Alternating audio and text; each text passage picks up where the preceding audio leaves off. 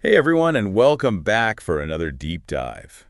You know, um, we always try to pick something interesting, something relevant, and I think we've definitely hit the mark today. Oh, absolutely. I mean, who doesn't love a good train wreck, especially when it involves cutting-edge tech? It's exactly like Schadenfreude, but with a side of learning, you know? Yeah, yeah, for sure.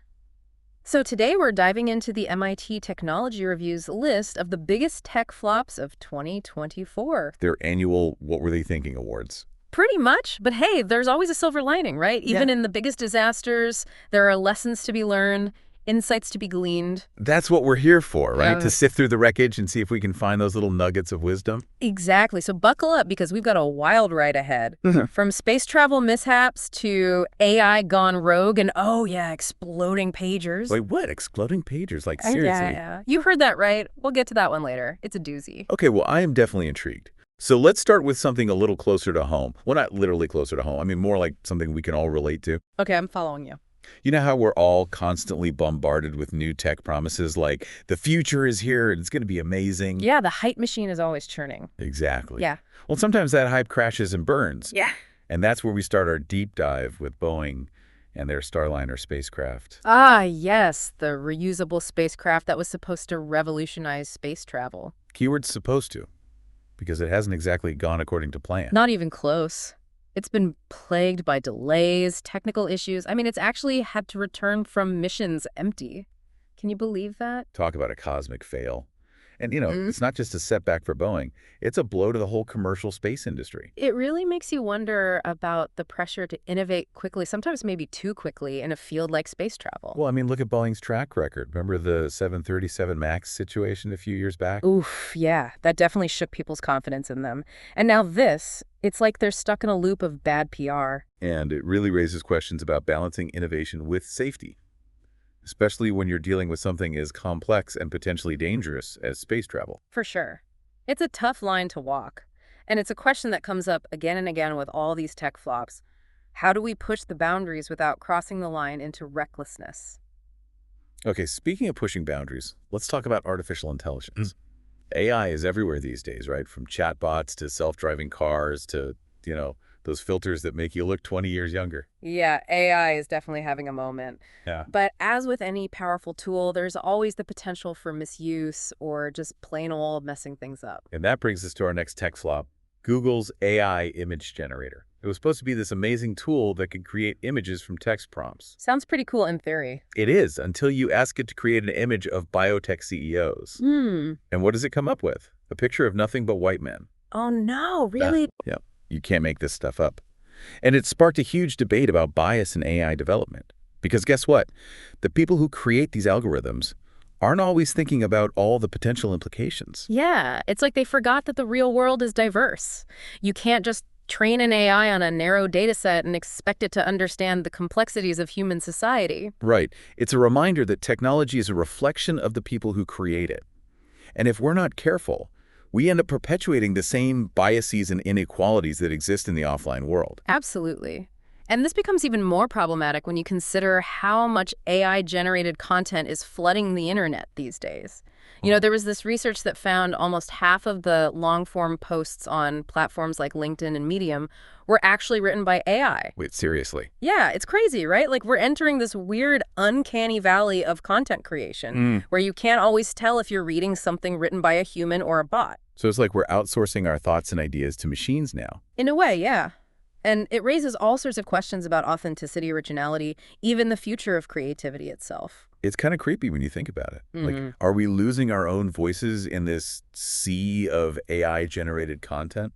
That's a good question, and one that we as a society need to grapple with. Because if we're not careful, we might end up in a world where the machines are doing all the talking. Okay, from AI-generated content to the infamous blue screen of death, our next tech flop hits a little closer to home for many of us.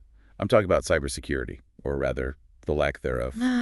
Yeah, nobody likes seeing that blue screen. It's like the universal symbol for your computer is screwed. And in this case, it was a lot of computers that got screwed, thanks to a major outage caused by CrowdStrike, a leading cybersecurity firm. Wait, hold on, CrowdStrike.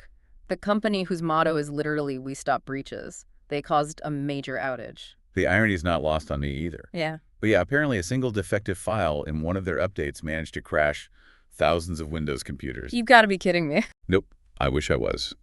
We're talking airlines, TV stations, hospitals, all hit with the dreaded blue screen. Talk about a PR nightmare. And the impact must have been huge. Oh, Delta Airlines. One of their customers actually sued them for $500 million because of the outage. Wow. So not only did they fail to stop a breach, they caused one themselves. And it cost them a fortune.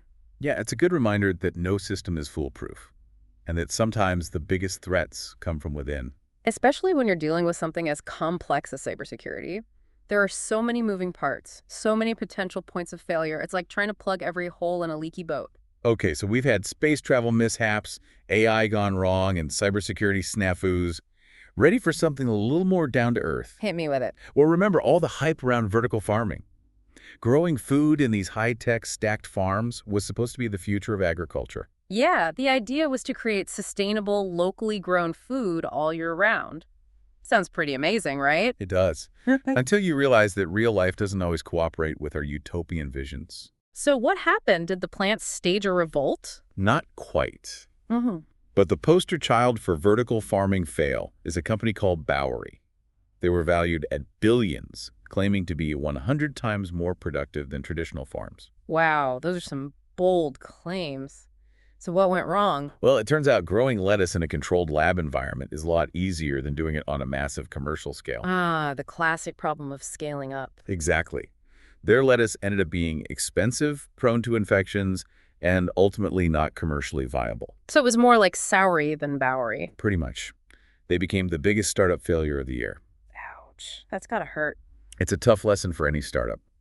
Sometimes the technology works great in a controlled setting, but translating that to the real world with all its complexities and unpredictability is where things get tricky. Yeah, and sometimes those real-world complexities include things like, pests, diseases, weather conditions, all those pesky little details that nature throws our way. Exactly. It's a reminder that you can't just ignore the laws of nature, even if you have the coolest tech in the world. Okay, so we've had space travel flops, farming flops, cybersecurity flops. What else you got? Oh, just a little something involving exploding pagers. Wait, you're serious? Oh, yeah. Remember those relics of the 90s, those little devices that used to beep incessantly? Yeah, vaguely. I mean, I was more of a Tamagotchi kid myself. But apparently someone decided to bring pagers back in 2024. But not for sending messages. Okay, now I'm really curious. Tell me more. So get this. Pagers rigged with explosives were used in a surprise attack in Lebanon, causing serious injuries. What? That's insane. Yeah, and it gets even crazier. It's believed that Israel was behind the attack, and they were exploiting a loophole in a 1996 treaty that banned phones with explosives. But guess what? It didn't say anything about pagers. Wow. Talk about thinking outside the box, or maybe just way, way back in time. Right, like who even knew pagers still existed, let alone that you could turn them into weapons? It's a reminder that technology can be used in ways we never anticipated, and sometimes those uses can be dangerous or even deadly. It also highlights the challenge of keeping laws and regulations up to date with the rapid pace of technological advancement. By the time we catch up to one innovation, there's already another one on the horizon. It's like a constant game of cat and mouse, and in this case, the mouse had a very explosive surprise. Okay, so we've gone from the depths of the ocean to the vastness of space and now back to the 90s with exploding pagers. Are you ready for our final tech flop of this part? Bring it on. My brain is officially fried, but I'm always up for more tech train wrecks. Well, this one takes us into the world of DNA and the story of 23andMe. Remember when they were all the rage, everyone was spitting in a tube and sending off their DNA to find out their ancestry, health risks, all that good stuff. Yeah, it was like the ultimate selfie. You could literally look inside yourself. And for a while, it seemed like they were revolutionizing personalized healthcare. But as the article reveals, 23andMe is now struggling big time. Their stock prices are plummeting, and there are growing concerns about what's going to happen to all that user DNA data they've collected. So it's like the genetic bubble has burst. Pretty much. They claim to be building the world's largest crowdsourced platform for genetic research. But it seems like the business model just hasn't panned out. Yeah, knowing your ancestry and health risks is one thing, but turning that into products or services people are willing to pay for is a whole other challenge. Right. And then there's the issue of data privacy. People are becoming more aware of how their information is being used, especially sensitive information like their DNA. Absolutely. It's a reminder that even in the age of personalized medicine, we need to be cautious and think carefully about the ethical implications of technology. We can't just hand over our most personal information without considering the potential consequences. It's like opening Pandora's box. You never know what might come out. And sometimes what comes out is a whole lot of trouble. Well said. So from explosive pagers to the perils of DNA testing, we've certainly covered a lot of ground in this deep dive into tech's biggest flops of 2024. But we're not done yet. We've only just scratched the surface of this tech train wreck. Stay tuned for part 2, where we'll explore even more insights and lessons from these high-profile flops. Welcome back to our deep dive.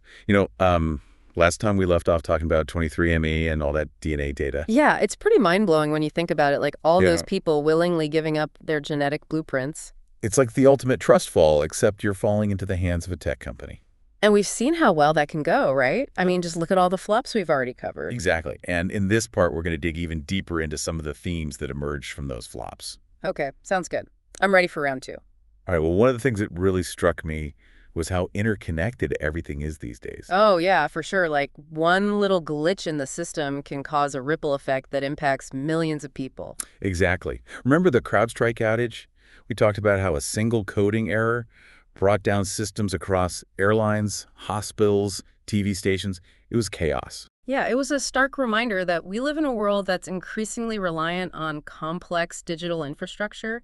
And when that infrastructure fails, the consequences can be pretty scary. Absolutely. And it's not just about cybersecurity. It's about everything from transportation to communication to healthcare. We're all connected in ways we don't even realize sometimes. And it's not always a bad thing, right? I mean, this interconnectedness can also lead to amazing breakthroughs and collaborations. True, but it also means that we need to be more aware of the potential risks and vulnerabilities. Yeah. And we need to build systems that are more resilient and adaptable. That's a good point. Like, we can't just assume that technology will always work perfectly. We need to have backup plans and fail-safes in place. Okay, speaking of failures, let's talk about Bowery again. The vertical farming company that went from being a billion-dollar darling to the biggest flop of the year. Ah, yes, the lettuce that couldn't. Pretty much. They had this amazing idea, growing food in these high-tech stacked farms. It was supposed to be the future of agriculture. Yeah, I remember reading about it. It sounded so promising, like we could finally solve the problem of food scarcity and environmental degradation. Exactly. But it turns out that scaling up an innovative technology from a lab to the real world is a lot harder than it looks. Yeah, they hit a wall, didn't they? Like, their lettuce ended up being more expensive and less tasty than regular lettuce. And they had all sorts of problems with infections and pests. It's like nature wasn't too keen on being controlled in that way. It's a good reminder that we can't just ignore the laws of nature, even if we have the coolest tech in the world. Absolutely. And it's also a reminder that even the most well-intentioned ideas can have unintended consequences. Like playing God with our food supply. Pretty much. Okay, let's switch gears for a minute and talk about something that's both fascinating and a little unsettling. The rise of AI-generated content. Oh yeah, that's a whole other can of worms. Like, what happens when we can't tell the difference between what's been created by a human and what's been churned out by an algorithm? It's kind of freaky, right? Like, are we losing our own voices in this sea of AI-generated content? I mean, I use AI tools all the time for work, but even I have to admit, it's getting harder to tell what's real and what's fake. Right, like you read an article or a social media post, and you're like, wait a minute, did a human actually write this, or was it a bot? And that has implications for everything from journalism to education to politics. I mean, if we can't trust the information we're consuming, how can we make informed decisions? It's a slippery slope, for sure. And it's something we need to be talking about more as a society because the technology is only going to get more sophisticated. We need to develop better tools for detecting AI-generated content, and we need to educate people about the potential risks. Agreed. Okay, ready for another mind-bending tech flop? Hit me, I'm all ears. Remember those exploding pagers we talked about earlier? Oh yeah, the ones that were used in that attack.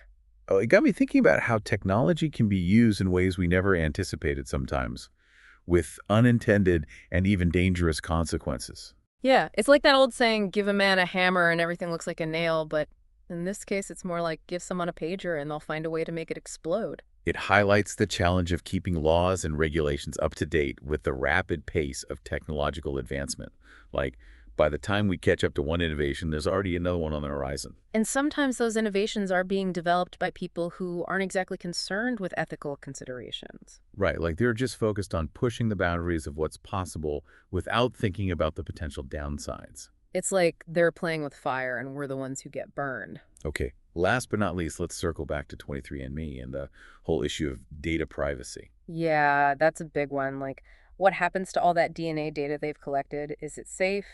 Is it being used responsibly? Those are crucial questions, and they're Yeah. not just limited to 23andMe. I mean, think about all the companies that are collecting our data these days, from social media platforms to search engines to retailers. It's like we're leaving a digital trail everywhere we go, and we don't always know who has access to that information or how it's being used. And in the case of genetic data, it's even more sensitive because it's not just about us, it's about our families and future generations. It's like we're handing over the keys to our genetic legacy. And we need to be damn sure that those keys are in the right hands. Well said. So from the perils of DNA testing to the complexities of carbon offsetting, we've seen how even well-intentioned technological innovations can have unintended consequences. And that's why it's so important to have these conversations, to learn from the mistakes of the past and to approach new technologies with a healthy dose of caution and critical thinking. Absolutely. We need to be more aware, more informed, and more engaged in shaping the future of technology. Because ultimately, it's up to us to decide how technology is used and how it impacts our lives. And that's a responsibility we shouldn't take lightly. All right, so we're back for the final part of our deep dive. Yeah. We've been talking about all these tech flops, and I got to say, it's been pretty eye-opening. Yeah, it really makes you think about the whole innovation process. Like, it's not always a smooth ride to success. There are bumps along the way. Definitely. And sometimes those bumps are more like craters. You know what I mean? Oh, yeah, for sure. Like, some of these flops were pretty epic, but that's why we're talking about them, right? Because there are lessons to be learned even in the midst of disaster. Exactly. So let's recap some of the key takeaways, shall we? Okay, sounds good. Shoot. All right, well, one of the things that really stood out to me was the whole issue of interconnectedness, like how one little glitch in the system can have a ripple effect that impacts millions of people. Oh, yeah, absolutely. Remember that CrowdStrike outage we talked about? A single coding error caused chaos across airlines, hospitals, TV stations. I mean, it was like a digital domino effect. It really showed how vulnerable our systems are and how we're all connected in ways we don't even realize sometimes. It's like we're living in this giant web, and every thread is connected to another thread, and if one thread breaks, the whole thing can start to unravel. Okay, so moving on, another big theme was the challenge of scaling up innovative technologies, like what works in a lab doesn't always translate to the real world. Yeah, Bowery, the vertical farming company, they learned that lesson the hard way. Their lettuce might have thrived in a controlled environment, but replicating that success on a massive commercial scale proved to be impossible. It's a good reminder that we can't just get caught up in the hype. We have to think about the practical realities of implementation, market forces, consumer preferences, all those pesky little details. And sometimes those pesky little details include things like, the laws of nature. Like you can't just ignore gravity or the fact that plants need sunlight and water to grow. Okay, so we've talked about interconnectedness. We've talked about scaling up. What else is on your mind? Well, I'm still thinking about all that AI-generated content. Like what happens when we can't tell the difference between what's real and what's fake? Yeah, it's a bit of a mind bender, isn't it? Like Yeah. we're entering this weird, uncanny valley of content creation where machines are mimicking human creativity. Right. And it raises all sorts of questions about authenticity authorship, even the future of art and literature. Like, what does it mean to be a creator in a world where algorithms can generate content that's indistinguishable from human-made content? It's like we're blurring the lines between human and machine, and I'm not sure if that's a good thing or a bad thing. Yeah, it's definitely something to think about, and it's something we need to be talking about more as a society because the technology is only going to get more sophisticated. Okay, so AI-generated content is definitely something to keep an eye on. What else? Well, those exploding pagers, they really got me thinking about the unintended consequences of technology. Like, we invent these things with the best of intentions, but we can't always predict how they'll be used. Yeah, it's like giving someone a hammer and they decide to use it to break into your house. Like, you never know what people will do with the tools you give them. And it's not just about malicious intent. Sometimes it's just about unforeseen circumstances. Like, who would have thought that a pager could be turned into a weapon? It just goes to show that we have to be careful with the technology we create, and we have to be prepared for the unexpected. Agreed. Okay, last but not least, let's talk about data privacy, especially in the context of genetic testing.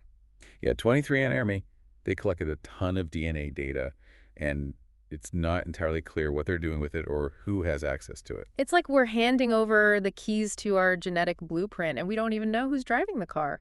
And it's not just about our own privacy. It's about the privacy of our families and future generations. Like, this information could have implications that we can't even imagine yet. It's a big responsibility, and it's one that we need to take seriously. So as we wrap up this deep dive, I think the biggest takeaway for me is that technology is a double-edged sword.